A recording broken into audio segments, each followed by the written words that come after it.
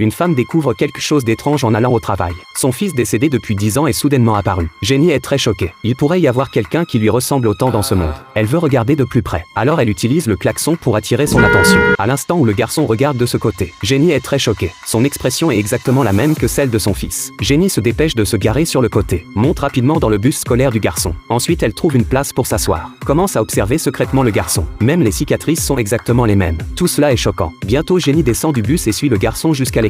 Grâce à l'intuition aiguë d'une mère, elle sait que le garçon est son fils. Elle se rend rapidement chez son mari et ignore directement l'obstruction de sa sœur. Lui raconte directement qu'elle a vu son fils. Bien que Jenny ne soit pas absolument certaine, elle croit fermement que c'est son fils. Face au regard dubitatif de son mari, Jenny ajoute que le garçon a même les mêmes cicatrices. Bien que ce que dit Jenny soit très raisonnable, son mari ne la croit pas et dit qu'ils n'ont jamais retrouvé leur fils. Mais les choses se sont passées et Jenny doit faire face à la réalité. En entendant cela, Jenny quitte cet endroit avec résignation. Mais elle n'abandonne pas pour autant. Puis elle va chercher de l'aide auprès de la police. Dit que quelqu'un a enlevé son fils. Mais après l'avoir écouté, l'officier de police sort les dossiers précédents, bien qu'il n'ait pas trouvé le fils, basé sur diverses preuves. L'affaire a été classée, mais Jenny n'abandonne jamais. L'officier accepte à contre-cœur d'aider à enquêter. Mais Jenny sait clairement que c'est juste pour l'apaiser. Elle sait qu'elle doit finalement compter sur elle-même. Alors elle prévoit de découvrir personnellement la vérité. Bientôt Jenny vient faire le guet à l'école du garçon. Quand le garçon sort de l'école et arrive à la porte, Jenny veut s'approcher pour l'interroger. Soudain le père du garçon vient le chercher. Jenny doit abandonner l'idée évitant que son père remarque quelque chose d'anormal. Ensuite Jenny les suit jusqu'à une villa, prend des photos avec son téléphone pour enregistrer l'adresse, puis commence à chercher et enquêter seule. Jenny sort d'abord les anciennes photos avec son fils, puis se coupe les cheveux courts selon l'image dans la photo. Plus tard elle voit que l'école du garçon recrute des enseignants. Elle peut profiter de cette occasion pour s'approcher du garçon. Alors elle s'inscrit immédiatement pour l'entretien. Jenny excelle le plus dans l'enseignement de la musique. Finalement elle réussit à terminer son intégration et devient l'enseignante de la classe du garçon. Ensuite Jenny apprend que le garçon n'a pas de mère depuis son enfance. Il vit seulement avec son père. Jenny s'occupe de lui avec beaucoup d'attention, laissant le garçon ressentir une chaleur qu'il n'a jamais eue. Mais cela provoque l'aversion de son père. Il vient activement à l'école rencontrer Jenny et exprime que son fils ne parle généralement pas des enseignants. Mais récemment il mentionne toujours le nom de Jenny. Voyant que son père devient méfiant envers elle, Jenny doit immédiatement détourner son attention.